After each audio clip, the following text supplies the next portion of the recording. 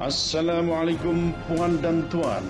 Anda berjumpa kembali dengan saya Profesor Suteki di channel yang radikal, ramah, terdidik, dan berakal. Puan dan tuan dijamin tidak akan merugi mengikuti channel ini, maka jangan lupa untuk subscribe, like, comment, and share. Ustadz Selamat sebagai pengantar, kebetulan Prof. Suteki sudah hadir bersama kita. Assalamualaikum Prof. Suteki. Ya. Waalaikumsalam warahmatullahi wabarakatuh. Ya. Terima kasih Prof. Ya, Prof. Waalaikumsalam. Ya. Karena sudah ada di sini. Ya. Karena Wijaya sudah di sini. Nampaknya beliau juga sudah ada, Prof. Terima kasih Prof. Ditahan dulu Prof. Saya pengen menggali banyak sebetulnya karena Prof tadi sudah memantik ya bahwa ini sebetulnya sebuah upaya sistemik sekularisasi pendidikan, bukan hanya proses sistemik sekularisasi pendidikan yang mengalir pejabat publik yang melakukan bagaimana pernyataan-pernyataan itu yang sesungguhnya kalau kita perhatikan kan tidak berkesesuaian dengan dinamika yang terjadi di luar negeri, di mana ada gerakan anti-Islamofobia, ada penetapan oleh PBB 15 Maret sebagai hari anti-Islamofobia dan lain sebagainya. Justru dinamika itu berkembang di dalam negeri sehingga seolah-olah mengkonfirmasi Islamofobia masih menjadi basis nilai bantalan untuk melahirkan legal of freedom. Saya akan coba geser dulu ke Prof. Suteki, Prof Daniel. Ya, silakan. Iya, Prof Daniel. Apa kabar ini? Alhamdulillah. Nanti ketemu Prof. Nanti ketemu di tanggal 15 Maret, Prof. Insyaallah. Ya, 15 Mei itu. Ya. 15 Mei. Iya. Assalamualaikum Prof. Suteki. Warahmatullahi wabarakatuh. Waduh, tampilannya Masya Allah mencerminkan suasana sawal, suasana kelahiran. Lebaran. Ya, Masya Allah. Prof, yang menarik itu kalau kita bicara masalah berkaitan dengan sosok sinyalemen ya, tangkapan screenshot yang diduga milik akunnya si Prof. Budi Santosa Purwakarta. Itu tampaknya apa yang disampaikan beliau ya melalui tangkapan layar yang sudah kita sama-sama simak itu kok amat jauh dari giroh Islamnya. Nah, Mas Slamet, saya perlu sampaikan dulu di sini bahwa menurut saya memang ada latar belakang khusus ya kalau kita analisis itu kenapa sampai seseorang itu membuat pernyataan yang sangat melukai gitu ya, melukai umat Islam khususnya termasuk ajarannya ya, yang terutama di situ adalah yang paling menyinggung itu persoalan ketidaksukaan penggunaan terhadap kata-kata yang disebut beliau itu adalah kata-kata langit gitulah ya, insya Allah, barokallah ya, kemudian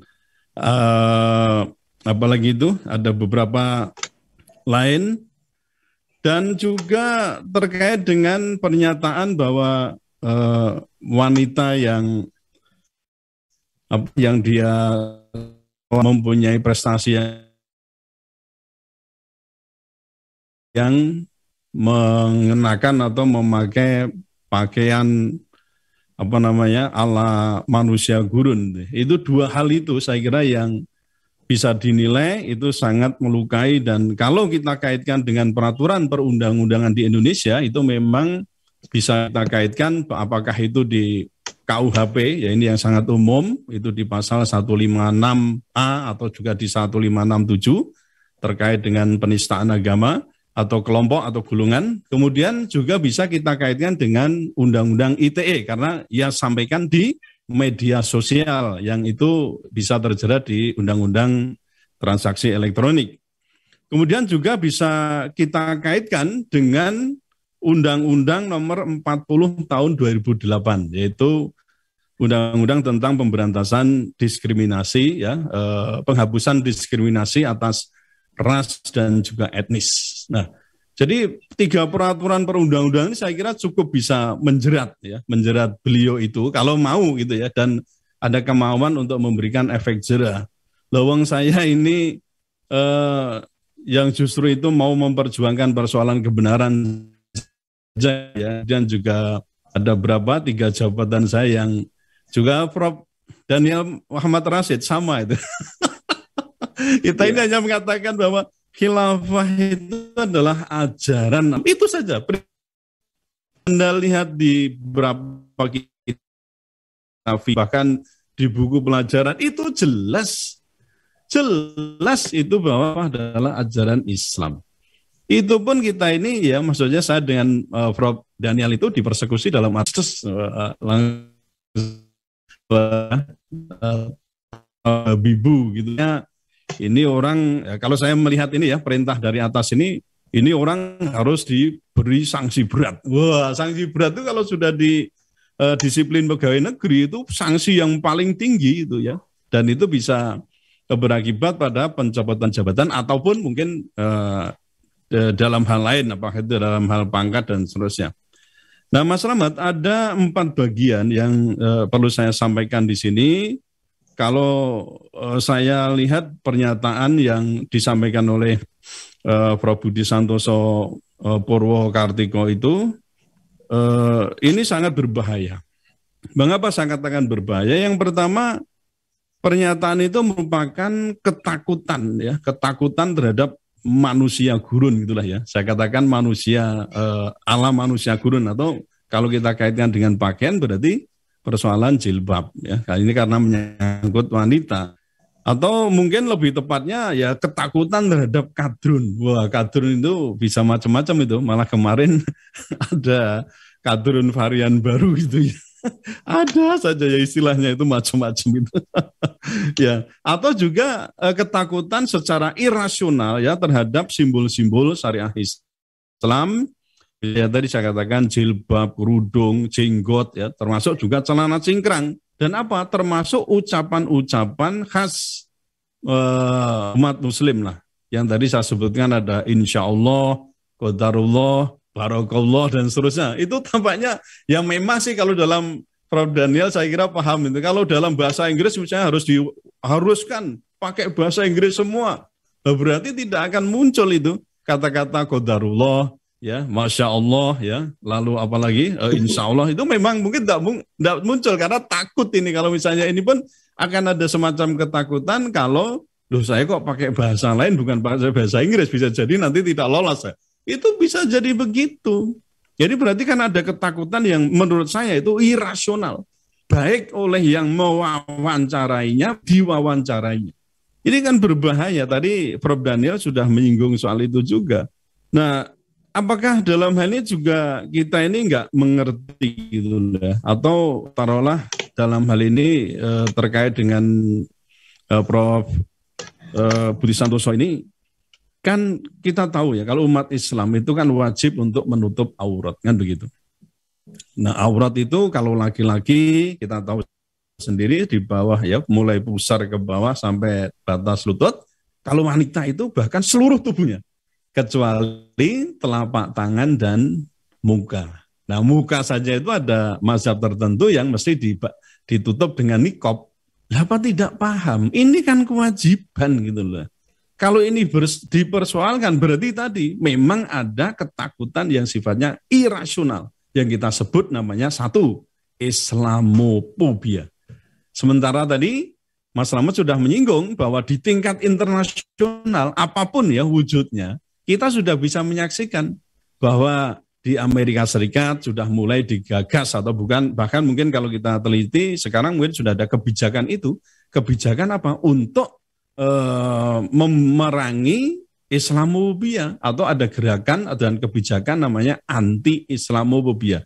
Kalau kita lihat kemarin ada video bagaimana Joe Biden ya juga mengucapkan atau merayakan bersama itu Idul Fitri, itu sebenarnya sebagai salah satu langkah apapun ya, apapun, karena kita tahu sendiri Amerika itu kan dedengkotnya dulu Islamofobia gitu loh. Kemudian kalau sekarang tiba-tiba itu memerangi Islamofobia, berarti ada, apakah ini ada something wrong gitu ya, ada sesuatu di balik itu, saya tidak tahu. Tapi yang kita tangkap dari sisi lahiriah, Amerika tampaknya sudah mulai melunak ya, jadi sudah moderat mungkin begitu ya terhadap Islam itu sendiri. Kemudian tadi sudah disinggung juga bahwa tanggal 15 kemarin itu sudah ditetapkan sebagai oleh PBB sebagai Hari Anti-Islamofobia.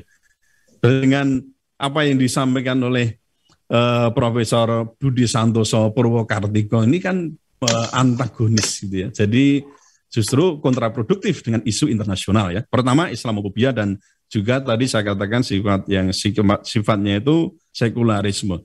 Kemudian yang kedua, misi yang diemban Profesor Budi Santoso Purwokartiko ini adalah memimpikan manusia, apakah itu pelajar, dosen, ataupun juga mungkin diharapkan kan ini adalah akan menjadi pemimpin bangsa ke depan kan begitu.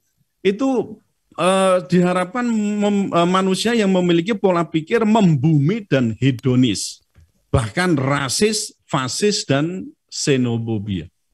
Ini kalau kita teliti dari kata-kata yang beliau sampaikan itu. Nah, karakter ini justru bertentangan dengan sistem internasional yang konon ya itu diyakini dengan katanya ini ya oleh pendukungnya kan sebagai sistem yang terbaik, apa namanya, demokrasi.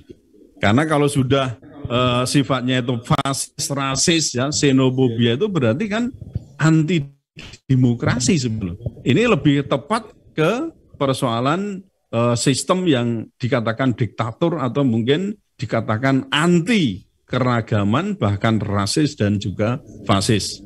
Nah, kemudian kalau kita tanya, kita kan pendidikan tinggi ya, kalau di perguruan tinggi jelas Undang-Undang PT, Undang-Undang 12 tahun 2012 itu apa asasnya? Tidak lain kan juga ada Pancasila. Nah, terus kalau Pak Sujiwo Tejo bisa tanya, Pancasila ini ngendi gitu loh. Kalau kita tanya soal apa yang disampaikan itu Pancasilanya di mana? Nah, artinya di sini memang kalau menurut saya apa yang disampaikan oleh Prof. Budi itu mengalami namanya disorientasi. Disorientasi terhadap apa? Visi manusia Indonesia. Nah, kalau dikatakan tadi ya, jadi berketuhanan yang Maha Esa, berkemanusiaan yang adil dan beradab, kemudian juga berdemokrasi atau berkedaulatan rakyat, berkeadilan dan seterusnya. Ini berarti kan bertentangan dengan orientasi yang kita miliki. Nah, di situ saya katakan pernyataan itu adalah mengalami disorientasi. Kemudian yang ketiga, tulisan Profesor Budi Santoso Purwokartiko itu juga menunjukkan adanya ketidakselarasan. Apa itu? Pemenuhan kebutuhan hakikat hidup manusia.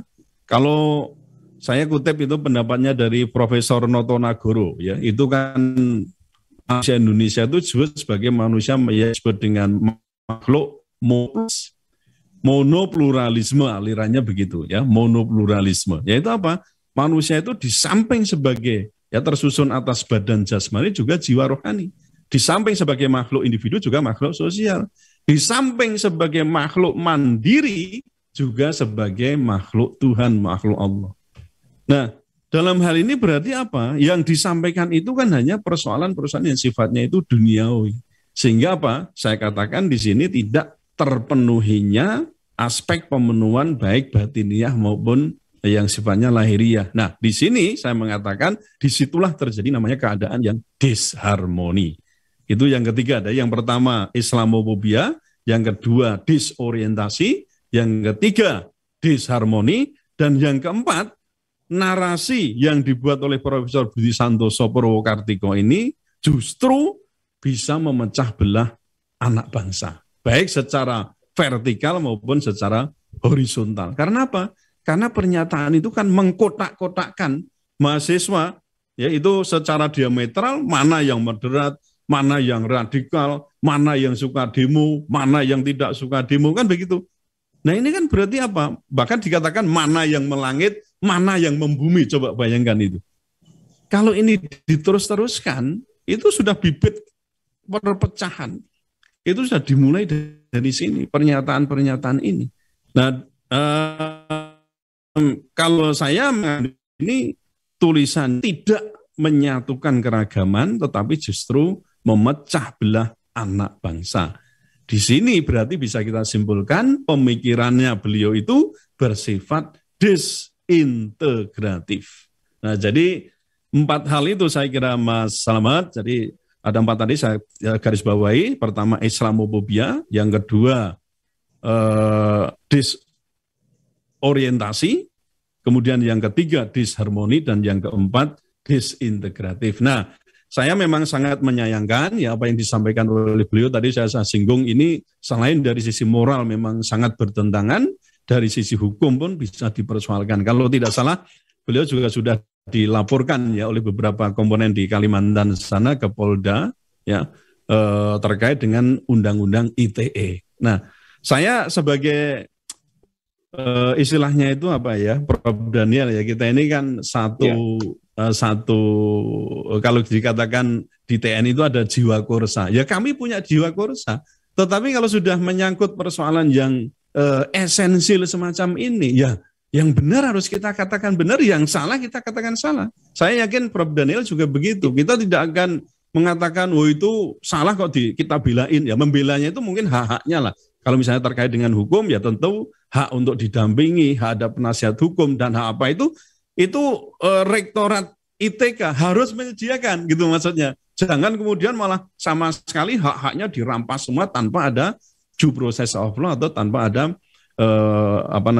penyelesaian secara hukum.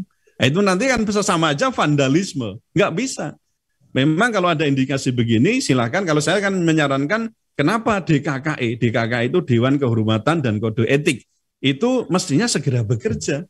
Loh, saya dulu cuma mengatakan mikir, ada kata micek, padahal micek itu kan mikir cekak. Jadi persoalan besar di sidang di DKKE. Betul gitu ya, Prof. Daniel ya? Ya, iya.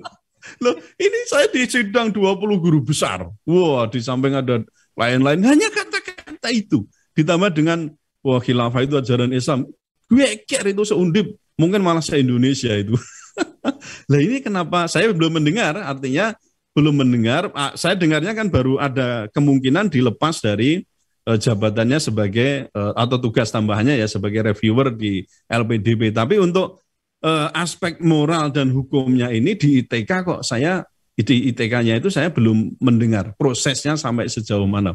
Kalau saya dulu ada memang, meskipun saya dicopot dulu baru kemudian sidang-sidang lanjutan ada. Dan saya pun juga mengalami persoalannya itu, menurut saya ya sidang tidak dilaksanakan dengan sebenar-benarnya begitu, tetapi sanksi itu dijatuhkan sehingga saya menggugat itu di PT UN. Nah kalau misalnya nanti Prof. Budi Santoso Purwokartiko nggak puas dengan putusan misalnya ya rektor ya, ini berarti kan Menteri Pendidikan ya, atau yayasan, ini negeri kok ya, Prof. Negeri ya. Kalau ini berarti kan menteri langsung yang mestinya bisa memberhentikan. Kalau nggak puas dengan pemberhentian, baru melakukan upaya hukum, menggugat di PT UN. Nah itu saya kira beberapa hal yang perlu saya sampaikan sementara itu, Mas Slamet, nanti untuk lebih lanjut bisa kita diskusikan lebih jauh. Iya Prof, sudah ada klarifikasi sebetulnya yang disampaikan oleh Humas kalau nggak salah, Humas ITK, tapi ke klarifikasinya itu jangan mengaitkan tuntutan terhadap Prof. Budi ini terkait dengan kelembagaan Institut Teknologi. Nggak bisa, itu nggak bisa. Wong beliau itu bekerja ada di situ. Setidaknya menteri lah, kalau misalnya lepas tangan dari ITK itu, yang menteri yang harus segera turun tangan. Jangan dibiarkan bola ini liar semacam ini, karena impact-nya itu lebih buruk ya kalau tidak segera ditangani begitu. Iya, saya itu sebetulnya lebih tertarik ke hal yang asas ya, hal yang mendasar. Tadi Prof sampaikan bahwa ini sebetulnya tampilan dari sebuah sinyalemen pejabat publik dalam hal ini rektor, yang saya kira juga kemungkinan potensi itu bisa berlaku juga, bisa muncul di pejabat publik yang lain, bahwa Islamofobia, disorientasi, disharmoni, sama disintegrasi itu menjadi sebuah basis nilai yang kemudian menyeruak menjadi sebuah sinyalemen pejabat publik. Tapi ditahan dulu Prof, saya coba gali ke Prof Dalil. Seperti apa sih ceritanya persekolahan ini bisa menjadi instrumen dari sekularisasi pendidikan, Prof? Itu kan bertentangan dengan undang-undang Sisdiknas kita, bertentangan dengan undang-undang perguruan tinggi kita. Wah ini jagonya ini Prof Daniel ini.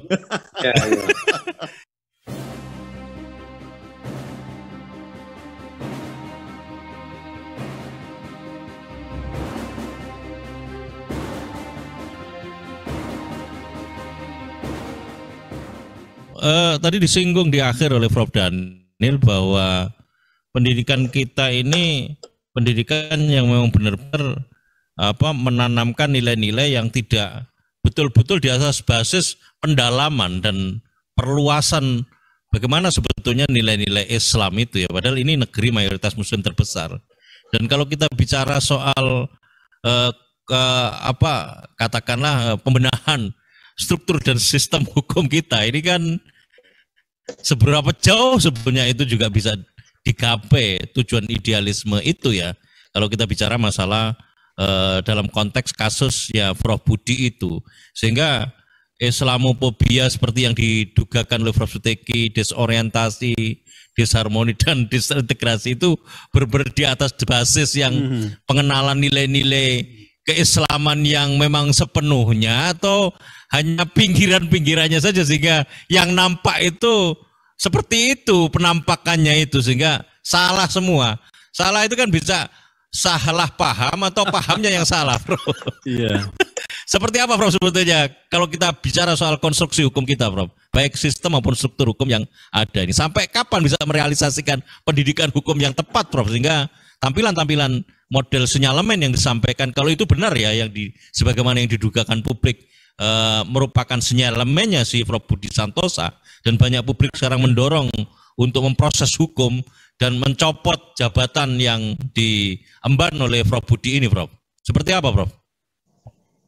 Iya, yang pertama saya perlu sampaikan lebih dahulu ya, bahwa kalau kita mau konsisten saja ya dengan kita beragama Islam, itu sebenarnya kan hukum itu sudah ada ya, Mas Slamet, betul ya? Hukum sudah ada, nggak perlu kita nyari-nyari sendiri, nggak membentuk-bentuk sendiri, sudah tersedia kok. Tinggal istilahnya menetapkan saja, atau kalau misalnya belum ada ya bagaimana kita melakukan namanya istimbat, kan gitu ya. Itu tentu bukan oleh sembarang orang, itu juga dilakukan oleh para mujtahid ya. Jadi tidak apa maksudnya yang melakukan ijtihad ya, para ulama mujtahid ya, ulama-ulama yang memang sudah punya keahlian di bidang hukum untuk melakukan istimbat itu udah ada, Mas. Jadi kalau sudah ada lah, lalu bagaimana nanti misalnya toh tetap harus ada fakultas hukum. Nah, fakultas hukum itu tadi diajari itu setidaknya bagaimana sistem hukum Islam itu dijalankan, ditetapkan, kemudian sampai pada persoalan membentuk apa? Ada kodi, ya kan? Ada pengadilan-pengadilan, dan pengadilan pun itu nggak perlu berjenjang, harus ada PNPT, harus sampai kemudian MA, nggak perlu. Sederhana sekali. Cukup dengan pengadilan satu itu, tapi sudah terpenuhi semua. Tapi syaratnya satu, hakim-hakim atau kodinya itu harus betul-betul memahami tentang Islam dan bagaimana berhukum Islam. Nah, ini sayangnya kalau kita ini kan umat Islam di Indonesia, mestinya ya logikanya, dengan 87,19% Muslim, mestinya hukum Islam ya bisa kita tuntut untuk dijalankan gitu loh. Iya. Tapi aneh, sejak dulu kita tahun 1945 ya, 22 Juni 45 kita sudah sepakat sebenarnya di situ oleh Panitia 9, di sila pertama Pancasila sudah berbunyi ketuhanan dengan kewajiban menjalankan syariat Islam bagi pemeluk-pemeluknya. Sudah disepakati. Nah, tapi ternyata, nah ini saya kira memang orang yang gagal paham di sini. Karena mikirnya itu kan ketika hukum Islam ditegakkan, lalu yang lain harus mungkin disingkirkan, dibunuh, dipersekusi, dizolimi. Mungkin begitu. Ini kan orang yang gagal paham dengan apa yang dulu pernah dipraktekkan ketika sistem kekhalifahan, sistem Islam itu dijalankan. Taruhlah misalnya zaman Nabi dulu, di tahun 622 Masehi ya Mas Slamet ya kalau nggak salah itu ketika Piagam Madinah ya, Madinah itu dibentuk. Itu kan apakah saat itu masyarakat Madinah itu homogen? Tidak. Apakah sebagian besar Muslim? Tidak. Justru ternyata mayoritas bukan Muslim. Nah, tapi kenapa itu bisa diterima? Nah, ini karena apa? Mereka tidak gagal paham. Tapi mereka paham betul bahwa memang agama Islam itu akan menjamin mereka, melindungi mereka, tidak akan menumpahkan darah mereka. Nah, sayang sekali ya sekarang ini Mas, 87% kita ya di Indonesia itu mayoritas itu Muslim, tapi saya silakan nanti dilacak itu kata-kata dari Felixio ya, dari Ustadz Felixio. Jadi dari taruhlah Islam kita 100% ya di Indonesia itu yang Islam yang maksudnya 87 dari 87% itu, ini kita lihat 100% dasar 45 jelas di situ berbunyi negara berdasar atas ketuhanan yang Maha Esa. Saya bolak-balik ngomong, ini adalah statement atau Indonesia sebagai religious nation state.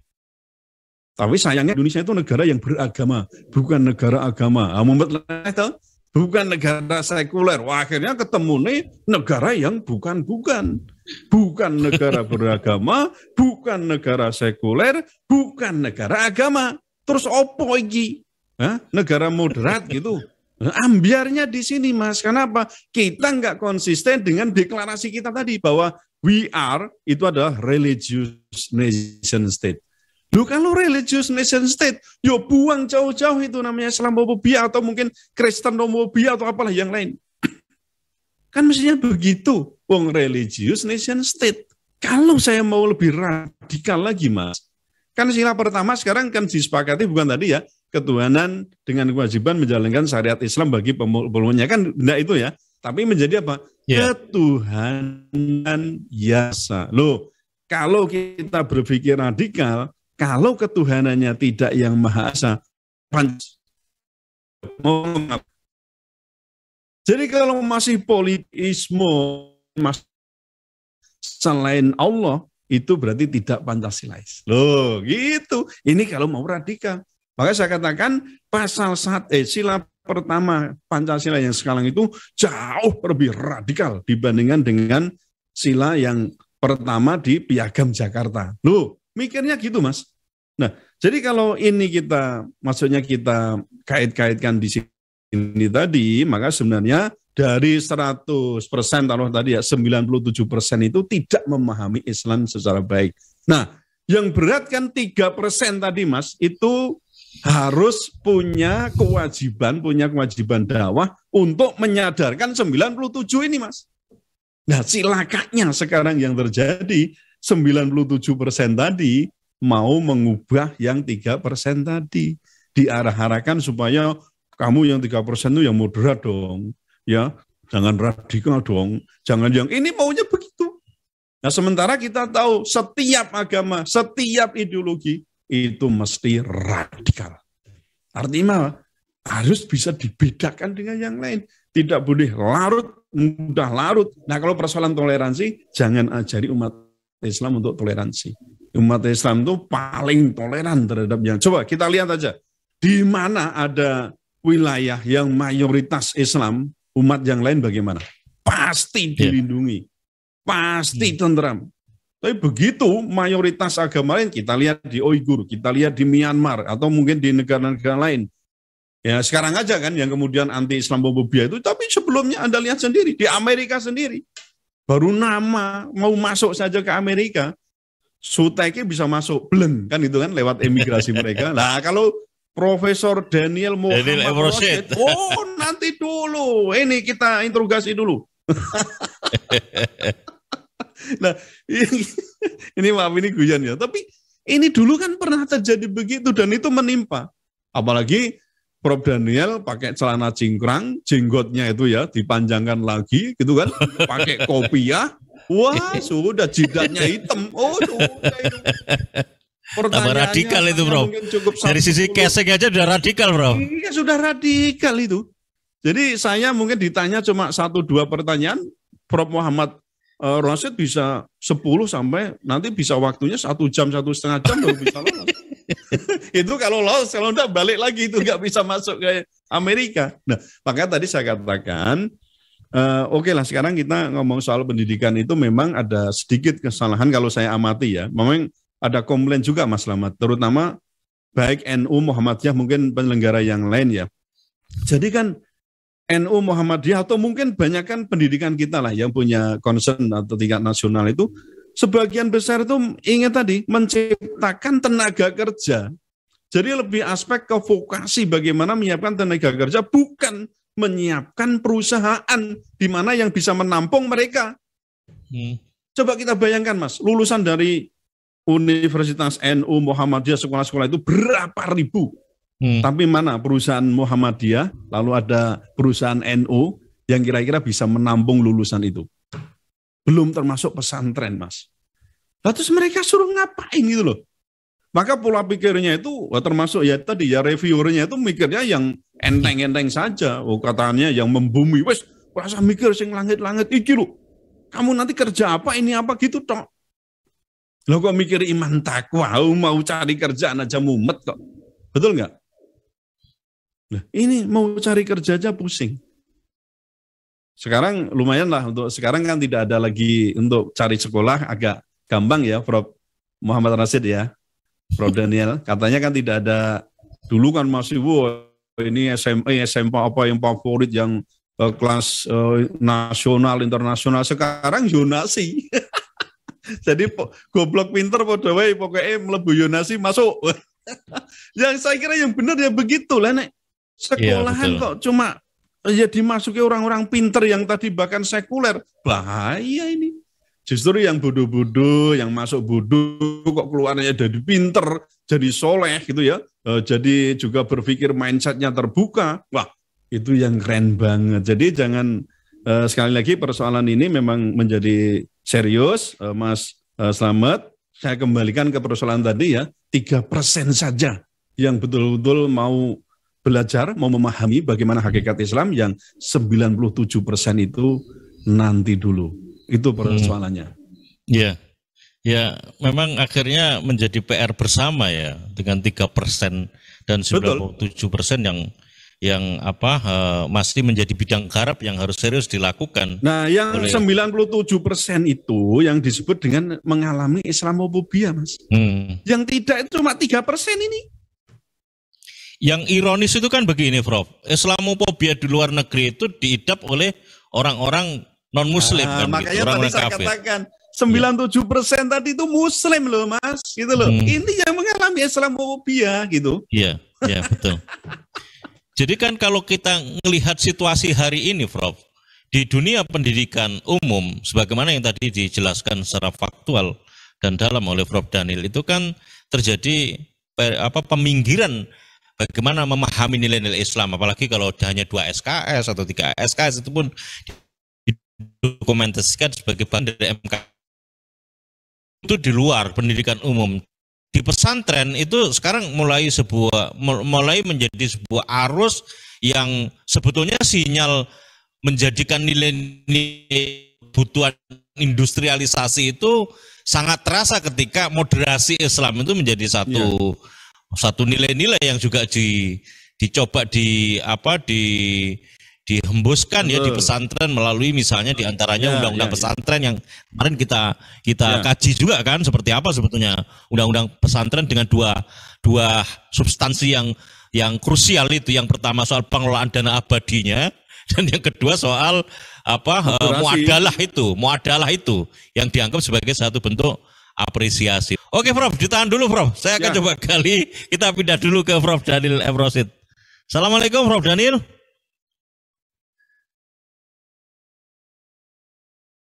Prof masih belum keluar Prof suaranya Prof, masih di mute Prof.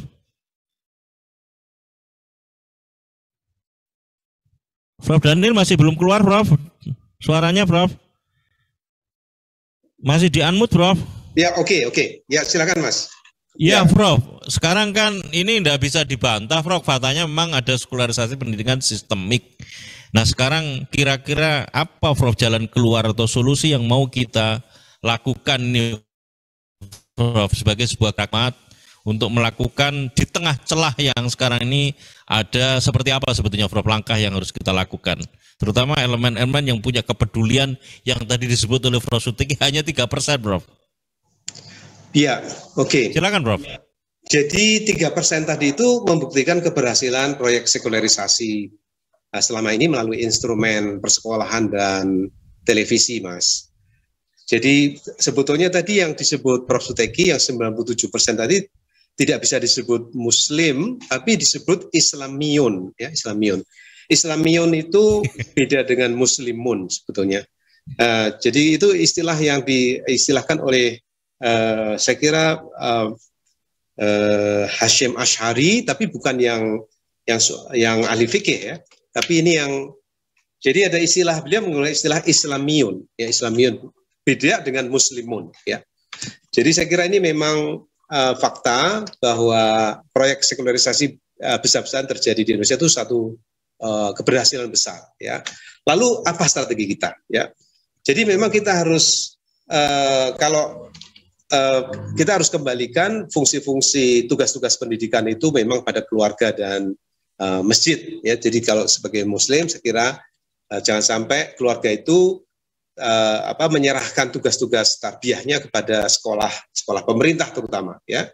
Bahkan ke sekolah-sekolah Islam, bahkan pesantren pun tidak boleh. Jadi menurut pandangan Islam, keluarga itu adalah madrasah yang pertama dan utama, terutama peranan ibu di situ, itu menjadi hal yang sangat penting, bagaimana memperkenalkan nilai-nilai Islam yang awal, memperkenalkan Al-Quran yang awal, itu kepada generasi penerus itu harus dilakukan di rumah. Ya. Kemudian masjid. Masjid itu mengajarkan, memberi lingkungan bagaimana hidup bertetangga, bermasyarakat, dalam lingkungan yang kecil, ya, relatif terbatas.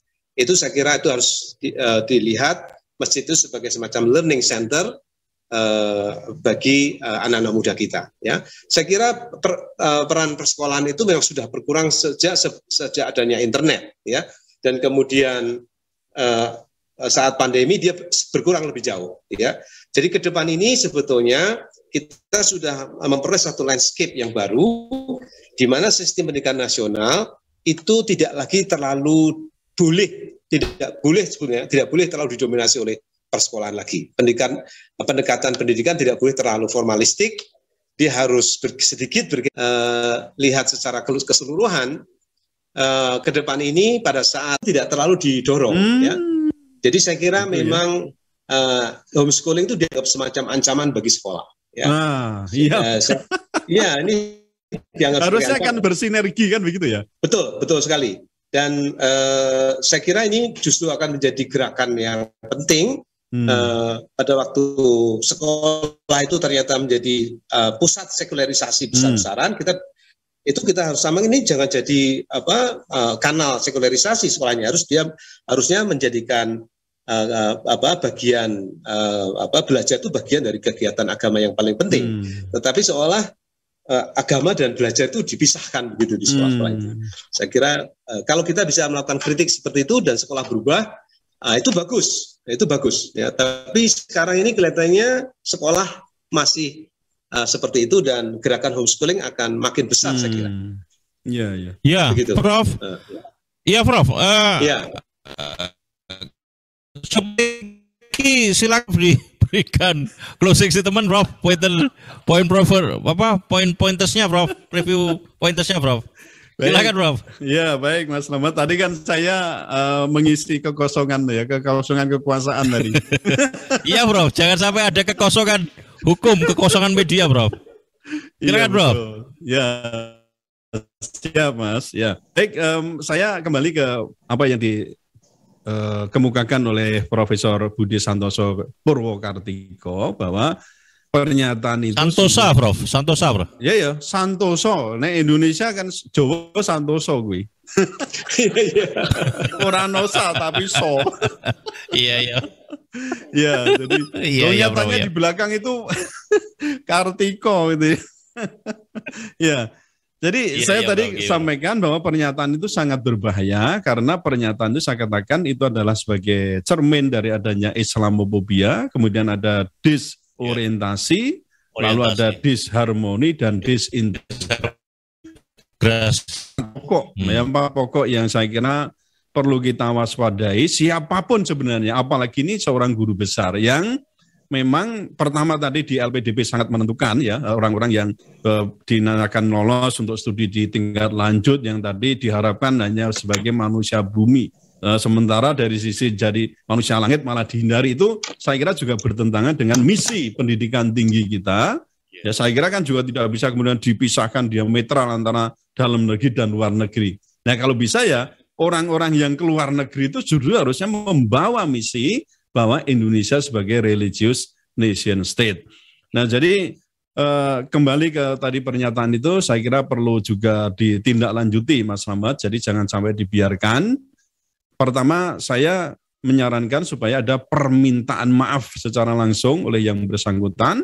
Kemudian yang kedua, pihak ITK itu seharusnya segera memanggil yang bersangkutan untuk disidangkan di Dewan Kehormatan dan Kode Etik ya, DKKE itu.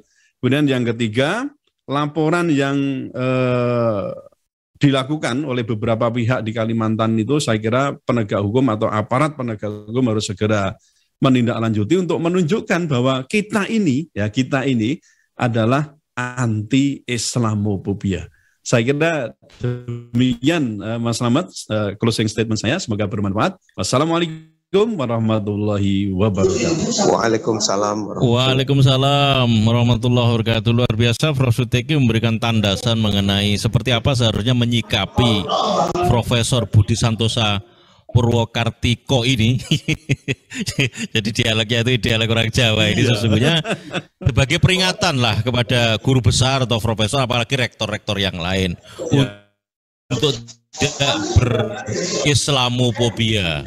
Apalagi tadi disampaikan oleh Prof. Suteki bukan hanya islamofobia tapi juga berpotensi disorientasi, disharmoni, dan disintegrasi. Saya sampaikan terima kasih kepada Prof. Daniel Muhammad Rosyid, MPhil, PhD yang senantiasa dirahmati Allah Subhanahu wa taala, Profesor Dr. Suteki, sarjana hukum master humaniora yang senantiasa juga dirahmati Allah Subhanahu wa taala.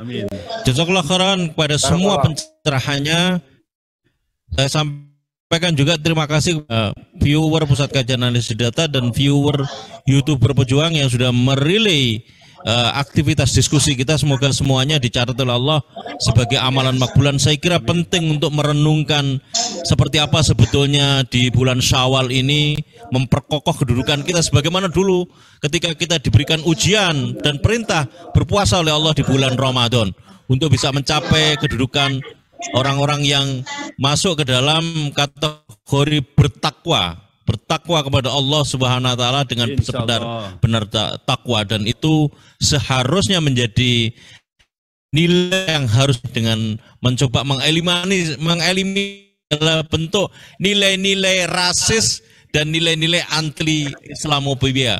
Kita yakinkan semuanya bahwa Islam sesungguhnya adalah nilai-nilai yang datang dari Allah, disampaikan oleh baginda Rasulullah SAW untuk menyempurnakan kehidupan alam semesta, menyempurnakan kehidupan manusia dengan basiron wa nadhiron, kabar gembira dan ancaman. Saya kira begitu yang bisa sampaikan. Terima kasih semuanya, Prof. Ya sallallahu alaihi wasallam, Prof. Barakallahu fikum. Sampai ketemu, Prof. Assalamualaikum warahmatullahi wabarakatuh. Terima kasih semuanya. Terima kasih. Sampai ketemu, Prof. Daniel.